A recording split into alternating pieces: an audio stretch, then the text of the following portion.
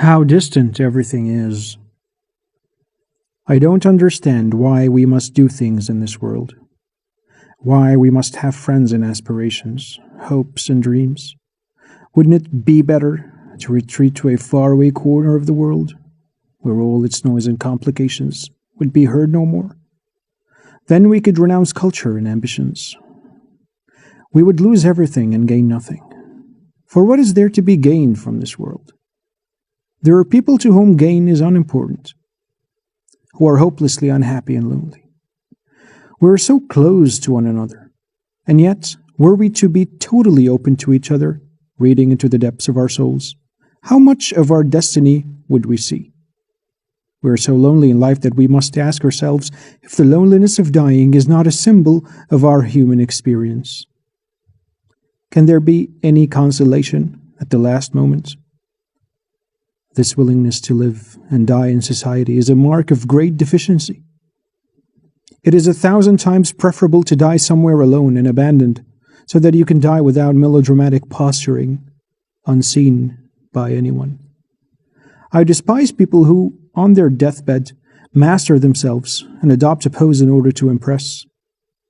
Tears do not burn except in solitude. Those who ask to be surrounded by friends when they die do so out of fear and inability to live their final moments alone. They want to forget death at the moment of death. They lack infinite heroism. Why don't they lock their door and suffer those maddening sensations with a lucidity and a fear beyond all limits? We are so isolated from everything. But isn't everything equally inaccessible to us? The deepest and most organic death is death in solitude, when even light becomes a principle of death. In such moments, you will be severed from life, from love, smiles, friends, and even from death. And you will ask yourself if there is anything besides the nothingness of the world and your own nothingness.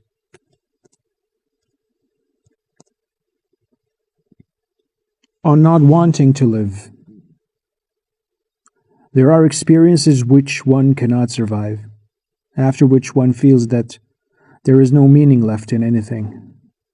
Once you have reached the limits of life, having lived to extremity all that is offered at those dangerous borders, the everyday gesture and the usual aspiration lose their seductive charm. If you go on living, you do so only through your capacity for objectification, your ability to free yourself in writing from the infinite strain. Creativity is a temporary salvation from the claws of death. I feel I must burst because of all that life offers me and because of the prospect of death. I feel that I am dying of solitude, of love, of despair, of hatred, of all that this world offers me. With every experience I expand like a balloon blown up beyond its capacity. The most terrifying intensification bursts into nothingness. You grow inside, you dilate madly until there are no boundaries left. You reach the edge of light, where light is stolen by night. And from that plenitude, as in a savage whirlwind, you are thrown straight into nothingness. Life breeds both plenitude and void, exuberance and depression. What are we when confronted with the interior vortex which swallows us into absurdity? I feel my life cracking within me from too much intensity, too much disequilibrium. It is like an explosion which cannot be contained, which throws you up in the air along with everything else. At the edge of life you feel that you are no longer master of the life within you, that subjectivity is an illusion, and that uncontrollable forces are seething inside you, evolving with no relation to a personal center or a definite individual rhythm. At the edge of life everything is an occasion for death. You died because of all there is and all there is not. Every experience is in this case a leap into nothingness. When you have lived everything life has offered you to a paroxysm of supreme intensity, you have reached the stage at which you can no longer experience anything, because there is nothing left. Even if you have not exhausted all the possibilities of these experiences, it is enough to have lived the principal ones to their limit. And when you feel that you are dying of loneliness, despair, or love, all that you have not experienced joins in this endlessly sorrowful procession. The feeling that you cannot survive such whirlwinds also arises from a consummation on a purely inner plane. The flames of life burn in a closed oven from which the heat cannot escape. Those who live on an external plane are saved from the outset. But do they have anything to save when they are not aware of any danger? The paroxysm of interior experience leads you to regions where danger is absolute because life, which self consciously actualizes its roots in experience, can only negate itself.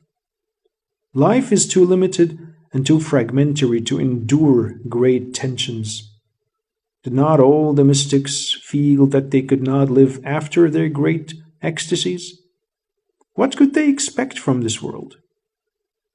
Those who sense beyond the normal limits, life, loneliness, despair, and death. The passion for the absurd. There are no arguments. Can anyone who has reached the limit bother with arguments, causes, effects, moral considerations, and so forth? Of course not. For such a person, there are only unmotivated motives for living. On the heights of despair, the passion for the absurd is the only thing that can still throw a demonic light on chaos. When all the current reasons, moral, aesthetic, religious, social, and so on, no longer guide one's life, how can one sustain life without succumbing to nothingness? Only by a connection with the absurd, by love of absolute uselessness, loving something which does not have substance, but which simulates an illusion of life. I live because the mountains do not laugh and the worms do not sing. The passion for the absurd can grow only in a man who has exhausted everything, yet is still capable of undergoing awesome transfigurations. For one who has lost everything, there is nothing left in life except the passion of the absurd. What else in life could still move such a person? What seductions? Some say self-sacrifice for humanity, the public good, the cult of the beautiful, and so forth. I like only those people who have done away with all that, even for a short time. Only they have lived in an absolute manner.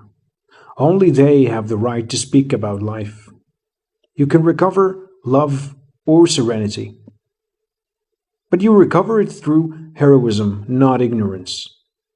An existence which does not hide a great madness has no value.